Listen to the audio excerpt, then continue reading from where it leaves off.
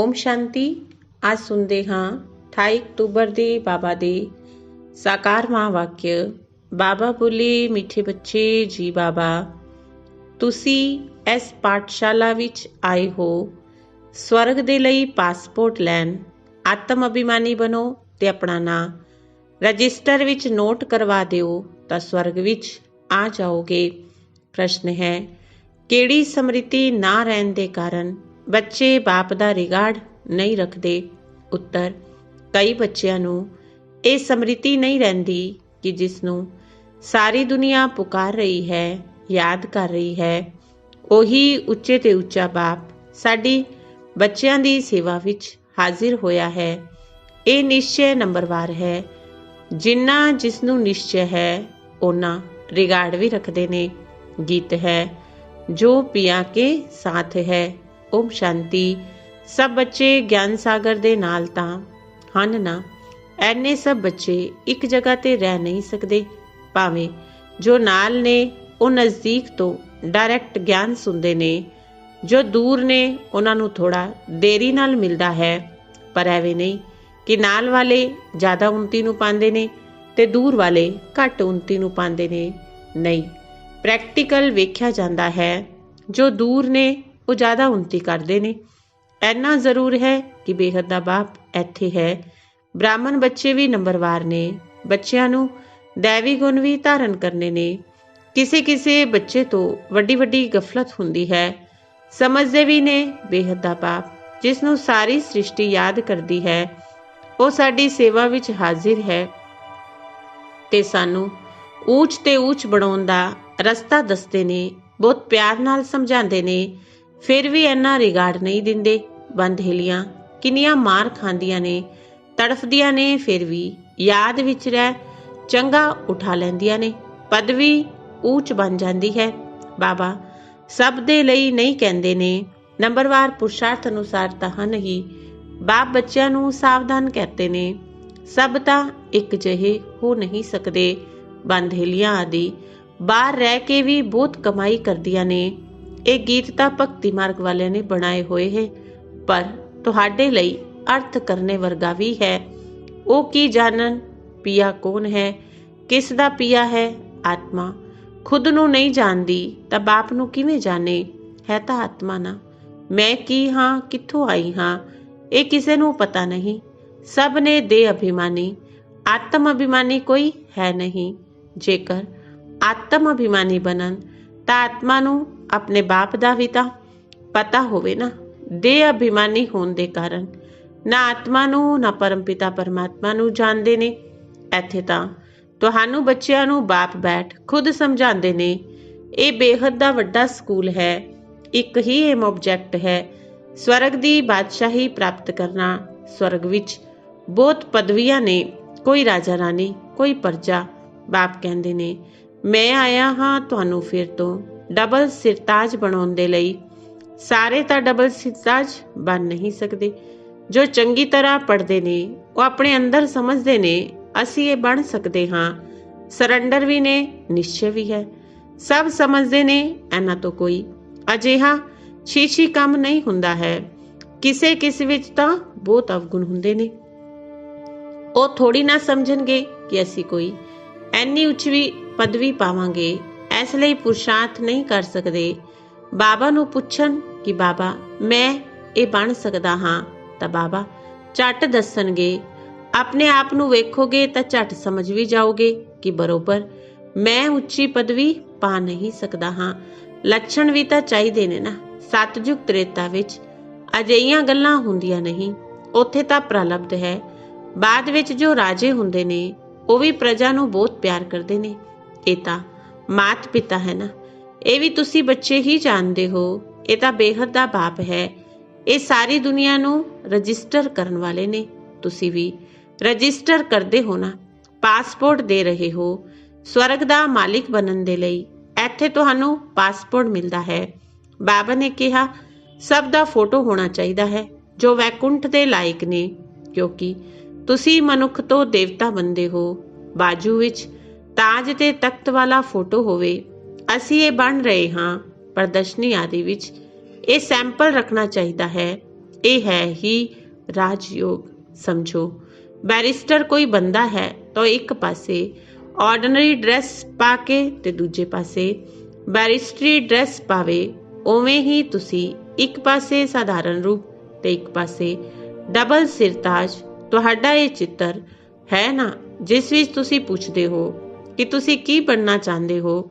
ਇਹ ਬੈਰਿਸਟਰ ਆਦਿ ਬਣਨਾ ਹੈ ਜਾਂ ਰਾਜਾਵਾਂ ਦਾ ਰਾਜਾ ਬਣਨਾ ਹੈ। ਐਵੇਂ ਦੇ ਚਿੱਤਰ ਵੀ ਹੋਣੇ ਚਾਹੀਦੇ ਨੇ। ਬੈਰਿਸਟਰ ਜੱਜ ਆਦਿ ਤਾਂ ਇੱਥੋਂ ਦੇ ਨਾ, ਤੇ ਤੁਹਾਨੂੰ ਰਾਜਾਵਾਂ ਦਾ ਰਾਜਾ ਨਵੀਂ ਦੁਨੀਆ ਵਿੱਚ ਬਣਨਾ ਹੈ। ਏਮ ਆਬਜੈਕਟ ਸਾਹਮਣੇ ਹੈ, ਅਸੀਂ ਇਹ ਬਣ ਰਹੇ ਹਾਂ। ਸਮਝਾਣੀ ਕਿੰਨੀ ਚੰਗੀ ਹੈ। ਚਿੱਤਰ ਵੀ ਬੜੇ ਚੰਗੇ ਹੋਣ, ਫੁੱਲ ਸਾਈਜ਼ ਦੇ। ਉਹ ਬੈਰਿਸਟਰ ਪੜ੍ਹਦੇ ਨੇ।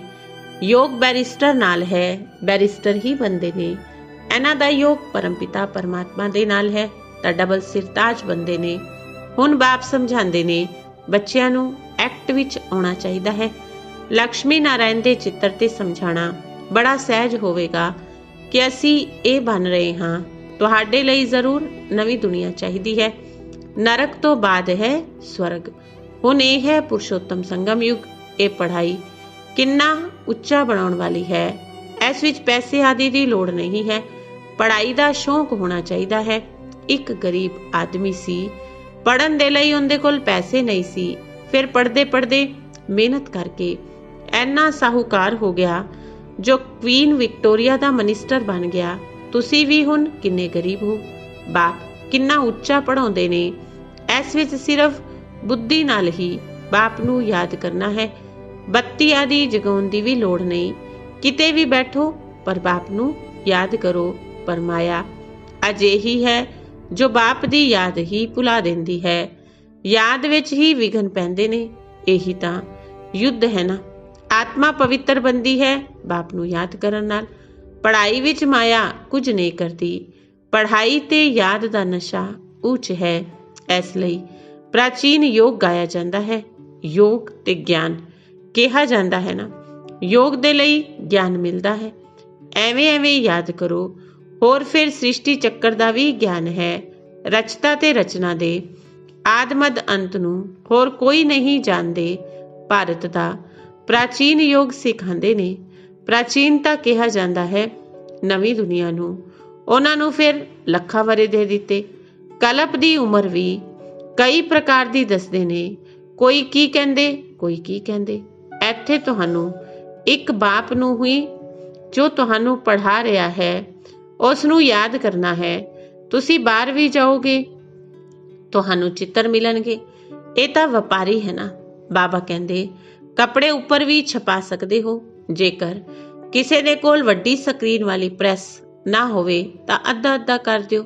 ਫਿਰ ਜੁਆਇੰਟ ਐਵੇਂ ਕਰ ਦਿੰਦੇ ਨੇ ਜੋ ਪਤਾ ਹੀ ਨਹੀਂ ਲੱਗਦਾ। ਬੇਹੱਦ ਦਾ ਬਾਪ ਵੱਡੀ ਸਰਕਾਰ ਕਹਿੰਦੇ ਨੇ ਕੋਈ ਛਪਾ ਕੇ ਵਿਖਾਵੇ ਤਾਂ ਮੈਂ ਉਹਨਾਂ ਦਾ ਨਾਂ ਬਾਲਾ ਕਰਾਂਗਾ। ਇਹ ਚਿੱਤਰ ਕੱਪੜੇ ਤੇ ਛਪਾਏ। ਕੋਈ ਵਿਲਾਇਤ ਲੈ ਕੇ ਜਾਵੇ ਤਾਂ ਤੁਹਾਨੂੰ ਇੱਕ ਇੱਕ ਚਿੱਤਰ ਦਾ ਕੋਈ 5-10 ਹਜ਼ਾਰ ਵੀ ਦੇਵੇ। ਪੈਸੇ ਤਾਂ ਉੱਥੇ ਢੇਰ ਨੇ, ਬਣ ਸਕਦੇ ਨੇ। ਐਨੀ ਵੱਡੀ ਵੱਡੀ ਪ੍ਰੈਸ ਵੀ ਹੈ। ਸ਼ਹਿਰਾਂ ਦੀ ਸੀਨਰੀ ਐਵੇਂ ਐਵੇਂ ਛਪਦੀ ਹੈ ਕਿ ਗੱਲ ਹੀ ਨਾ ਪੁੱਛੋ। ਇਹ ਵੀ ਛਪ ਸਕਦੇ ਨੇ।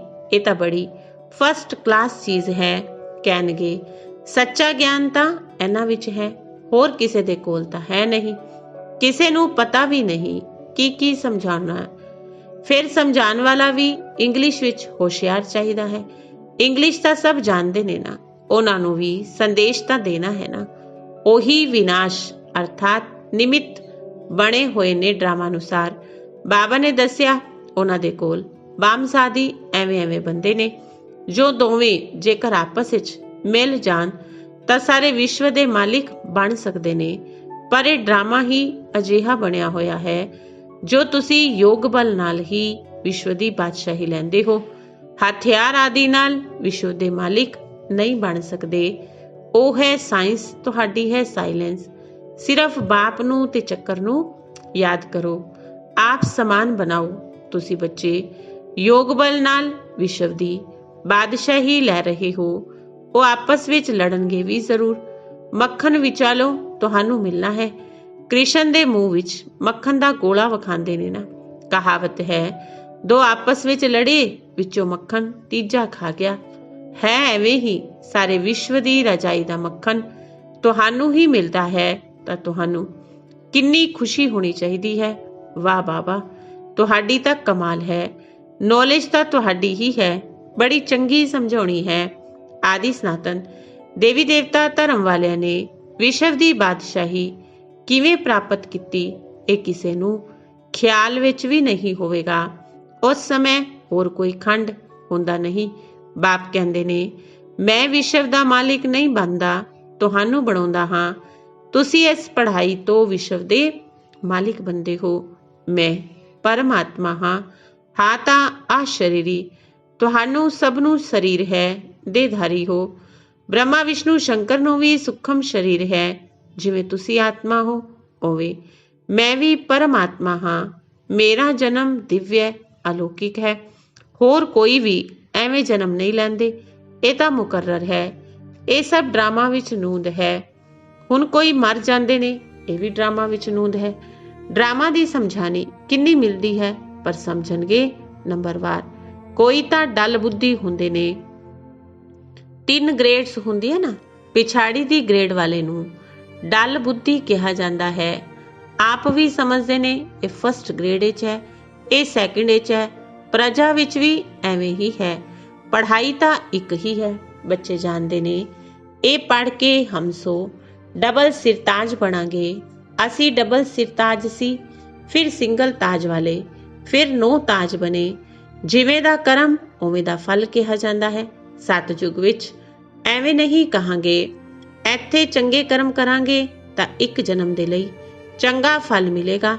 ਕੋਈ ਅਜਿਹੇ ਕਰਮ ਕਰਨੇ ਨੇ ਜੋ ਜਨਮ ਤੋਂ ਹੀ ਰੋਗੀ ਹੁੰਦੇ ਨੇ, ਇਹ ਵੀ ਕਰਮ ਭੋਗ ਹੈ ਨਾ। ਬੱਚਿਆਂ ਨੂੰ ਕਰਮ ਅਕਰਮ ਵਿਕਰਮ ਦਾ ਸਾਰਾ ਰਾਜ ਸਮਝਾਇਆ ਹੈ। ਇੱਥੇ ਜਿਵੇਂ ਕਰਦੇ ਹੋ ਉਸ ਦਾ ਚੰਗਾ ਜਾਂ ਬੁਰਾ ਫਲ ਪਾਉਂਦੇ ਹੋ। ਕੋਈ ਸਾਹੂਕਾਰ ਬੰਦੇ ਨੇ ਤਾਂ ਜ਼ਰੂਰ ਉਸਨੇ ਚੰਗੇ ਕਰਮ ਕੀਤੇ ਹੋਣਗੇ।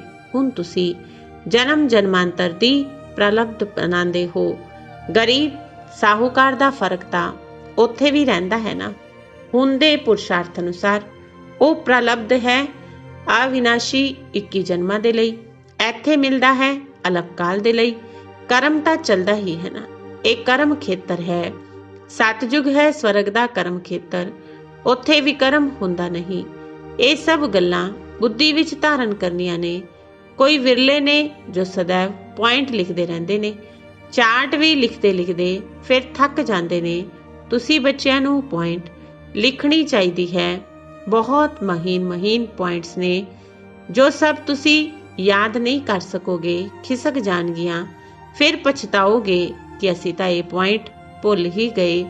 ਸਭ ਦਾ ਇਹੀ ਹਾਲ ਹੁੰਦਾ ਹੈ। ਭੁੱਲਦੇ ਬਹੁਤ ਨੇ। ਫਿਰ ਦੂਜੇ ਦਿਨ ਯਾਦ ਆਵੇਗਾ। ਬੱਚਿਆਂ ਨੂੰ ਆਪਣੀ ਉੱਨਤੀ ਦੇ ਲਈ ਆਪੇ ਹੀ ਖਿਆਲ ਕਰਨਾ ਹੈ। ਬਾਬਾ ਜਾਣਦੇ ਨੇ ਕੋਈ ਵਿਰਲੇ ਯਥਾਰਥ ਰੀਤੀ ਲਿਖਦੇ ਹੋਣਗੇ।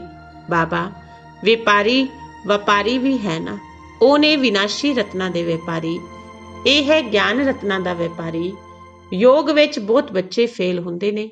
ਐਕਿਊਰੇਟ ਯਾਦ ਵਿੱਚ ਕੋਈ ਘੰਟਾ ਡੇਢ ਵੀ ਮੁਸ਼ਕਿਲ ਰਹਿ ਸਕਦੇ ਨੇ। 8 ਘੰਟੇ ਦਾ ਪੁਰਸ਼ਾਰਥ ਕਰਨਾ ਹੈ। ਤੁਸੀਂ ਬੱਚਿਆਂ ਨੂੰ ਸਰੀਰ ਨਿਰਵਾਹ ਵੀ ਕਰਨਾ ਹੈ। ਬਾਬਾ ਨੇ ਆਸ਼ਿਕ ਮਾਸ਼ੂਕ ਦਾ ਮਿਸਾਲ ਦਿੱਤਾ ਹੈ। ਬੈਠੇ ਬੈਠੇ ਯਾਦ ਕੀਤਾ ਤੇ ਝੱਟ ਸਾਹਮਣੇ ਆ ਜਾਂਦੇ ਨੇ। ਇਹ ਵੀ ਇੱਕ ਸਾਖਸ਼ਾਤਕਾਰ ਹੈ। ਉਹ ਉਹਨਾਂ ਨੂੰ ਯਾਦ ਕਰਦੇ ਨੇ। ਇੱਥੇ ਤਾਂ ਫਿਰ ਇੱਕ ਹੈ ਮਾਸ਼ੂਕ। ਤੁਸੀਂ ਸਭ ਹੋ ਆਸ਼ਿਕ। ਉਹ ਸਲੋਨਾ ਮਾਸ਼ੂਕ ਹਮੇਸ਼ਾ ਗੋਰਾ ਹੈ, ਐਵਰ ਪਿਓਰ। ਬਾਪ ਕਹਿੰਦੇ ਨੇ ਮੈਂ ਮੁਸਾਫਿਰ ਹਮੇਸ਼ਾ ਖੂਬਸੂਰਤ ਹਾਂ। ਤੁਹਾਨੂੰ ਵੀ ਖੂਬਸੂਰਤ ਬਣਾਉਂਦਾ ਹਾਂ। ਇਹਨਾਂ ਦੇਵਤਾਵਾਂ ਦੀ ਨੈਚੁਰਲ ਬਿਊਟੀ ਹੈ ਨਾ। ਇੱਥੇ ਤਾਂ ਕਿਵੇਂ ਦੇ ਫੈਸ਼ਨ ਕਰਦੇ ਨੇ, ਵੱਖ-ਵੱਖ ਡਰੈਸ ਪਾਉਂਦੇ ਨੇ। ਉੱਥੇ ਤਾਂ ਇੱਕ ਰਸ ਨੈਚੁਰਲ ਬਿਊਟੀ ਰਹਿੰਦੀ ਹੈ। ਅਜਿਹੀ ਦੁਨੀਆ ਵਿੱਚ ਹੁਣ ਤੁਸੀਂ ਜਾਣਦੇ ਹੋ। ਬਾਪ ਕਹਿੰਦੇ ਨੇ ਮੈਂ ਪੁਰਾਣੇ ਪਤਿਤ ਦੇਸ਼ ਪਤਿਤ ਸਰੀਰ ਵਿੱਚ ਆਉਂਦਾ ਹਾਂ। ਇੱਥੇ ਪਾਵਨ ਸਰੀਰ ਹੈ ਨਹੀਂ। ਬਾਪ ਕਹਿੰਦੇ ਨੇ ਮੈਂ ਇਹਨਾਂ ਦੇ ਬਹੁਤ ਜਨਮਾਂ ਦੇ ਅੰਤ ਵਿੱਚ ਪ੍ਰਵੇਸ਼ ਕਰ ਪ੍ਰਵਿਰਤੀ ਮਾਰਗ ਦੀ ਸਥਾਪਨਾ ਕਰਦਾ ਹਾਂ। ਅੱਗੇ ਚੱਲ ਤੁਸੀਂ ਸਰਵਿਸੇਬਲ ਬੰਦੇ ਜਾਓਗੇ। ਪੁਰਸ਼ਾਰਥ ਕਰੋਗੇ ਫਿਰ ਸਮਝੋਗੇ। ਪਹਿਲੇ ਤੋਂ ਅਜਿਹਾ ਪੁਰਸ਼ਾਰਥ ਕੀਤਾ ਸੀ, ਹੁਣ ਵੀ ਕਰ ਰਹੇ ਹੋ। ਪੁਰਸ਼ਾਰਥ ਬਗੈਰ ਤਾਂ ਕੁਝ ਵੀ ਮਿਲ ਨਾ ਸਕੇ।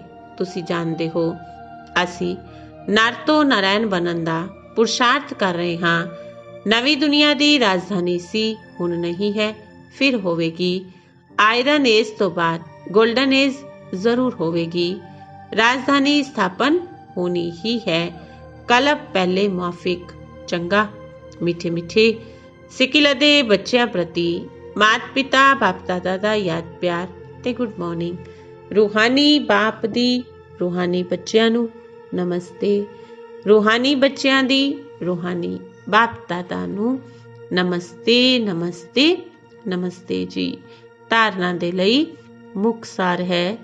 ਪਹਿਲੀ ਧਾਰਨਾ ਹੈ, ਸਰੰਡਰ ਦੇ ਨਾਲ ਨਾਲ ਨਿਸ਼ਚੈ ਬੁੱਧੀ ਬਣਨਾ ਹੈ। ਕੋਈ ਵੀ ਛੀਛੀ ਕੰਮ ਨਾ ਹੋਵੇ, ਅੰਦਰ ਕੋਈ ਵੀ ਅਵਗੁਣ ਨਾ ਰਹੇ, ਤਾਂ ਹੀ ਚੰਗੀ ਪਦਵੀ ਮਿਲ ਸਕਦੀ ਹੈ। ਦੂਜਾ, ਗਿਆਨ ਰਤਨਾਂ ਦਾ ਵਪਾਰ ਕਰਨ ਦੇ ਲਈ ਬਾਬਾ ਜੋ ਚੰਗੀਆਂ ਚੰਗੀਆਂ ਪੁਆਇੰਟਸ ਸੁਣਾਉਂਦੇ ਨੇ, ਉਹਨਾਂ ਨੂੰ ਨੋਟ ਕਰਨਾ ਹੈ। ਫਿਰ ਉਹਨਾਂ ਨੂੰ ਯਾਦ ਕਰਕੇ ਦੂਜਿਆਂ ਨੂੰ ਵੀ ਸੁਣਾਉਣਾ ਹੈ। ਹਮੇਸ਼ਾ ਆਪਣੀ ਉੱਨਤੀ ਦਾ ਖਿਆਲ ਕਰਨਾ ਹੈ। ਵਰਦਾਨ ਹੈ, ਵਾਇਰਲੈਸ ਸੈੱਟ ਦੁਆਰਾ ਵਿਨਾਸ਼ ਕਾਲ ਵਿੱਚ ਅੰਤਿਮ ਡਾਇਰੈਕਸ਼ਨ ਨੂੰ ਕੈਚ ਕਰਨ ਵਾਲੇ ਵਾਇਸਲੈਸ ਭਵ। ਵਿਨਾਸ਼ ਦੇ ਸਮੇਂ ਅੰਤਿਮ ਡਾਇਰੈਕਸ਼ਨ ਨੂੰ ਕੈਚ ਕਰਨ ਦੇ ਲਈ ਵਾਇਰਲੈਸ ਬੁੱਧੀ ਹੋਣੀ ਚਾਹੀਦੀ ਹੈ, ਵਾਇਸਲੈਸ ਬੁੱਧੀ ਹੋਣੀ ਚਾਹੀਦੀ ਹੈ। ਜਿਵੇਂ ਉਹ ਲੋਕ ਵਾਇਰਲੈਸ ਸੈੱਟ ਦੁਆਰਾ ਇੱਕ ਦੂਜੇ ਤੱਕ ਆਵਾਜ਼ ਪਹੁੰਚਾਉਂਦੇ ਨੇ, ਉੱਥੇ ਹੈ ਵਾਇਸਲੈਸ ਦੀ ਵਾਇਰਲੈਸ। ਇਸ ਵਾਇਰਲੈਸ ਦੁਆਰਾ ਤੁਹਾਡਾ ਆਵਾਜ਼ ਆਏਗਾ। ਸੇਫ ਸਥਾਨ ਤੇ ਪਹੁੰਚ ਜਾਓ। ਜੋ ਬੱਚੇ ਬਾਪ ਦੀ ਯਾਦ ਵਿੱਚ ਰਹਿਣ ਵਾਲੇ ਵਾਇਸਲੈਸ ਨੇ, ਜਿਨ੍ਹਾਂ ਨੂੰ ਅਸ਼ਰੀਰੀ ਬਣਨ ਦਾ ਅਭਿਆਸ ਹੈ, ਉਹ ਵਿਨਾਸ਼ ਵਿੱਚ ਵੀ ਵਿਨਾਸ਼ ਨਹੀਂ ਹੋਣਗੇ। ਆਪਣੀ ਇੱਛਾ ਨਾਲ ਹੀ ਸਰੀਰ ਛੱਡਣਗੇ। ਤਾਂ ਵਰਦਾਨ ਮਿਲਿਆ ਕਿ ਵਾਇਰਲੈਸ ਸੈੱਟ ਦੁਆਰਾ ਵਿਨਾਸ਼ ਕਾਲ ਵਿੱਚ ਅੰਤਿਮ ਡਾਇਰੈਕਸ਼ਨ ਨੂੰ ਕੈਚ ਕਰਨ ਵਾਲੇ ਵਾਇਸਲੈਸ ਭਵ। ਸਲੋਗਨ ਹੈ, ਯੋਗ ਨੂੰ ਕਿਨਾਰੇ ਕਰ, ਕਰਮ ਵਿੱਚ ਬਿਜ਼ੀ ਹੋ ਜਾਣਾ ਇਹ ਅਲਬੇਲਾਪਨ ਹੈ। ਯੋਗ ਨੂੰ ਕਿਨਾਰੇ ਕਰ, ਕਰਮ ਕੌਨਸ਼ੀਅਸ ਹੋ ਜਾਣਾ, ਬਿਜ਼ੀ ਹੋ ਜਾਣਾ, ਇਹੀ ਅਲਬੇਲਾਪਨ ਹੈ। ਅੱਛਾ, ਓਮ ਸ਼ਾਂਤੀ।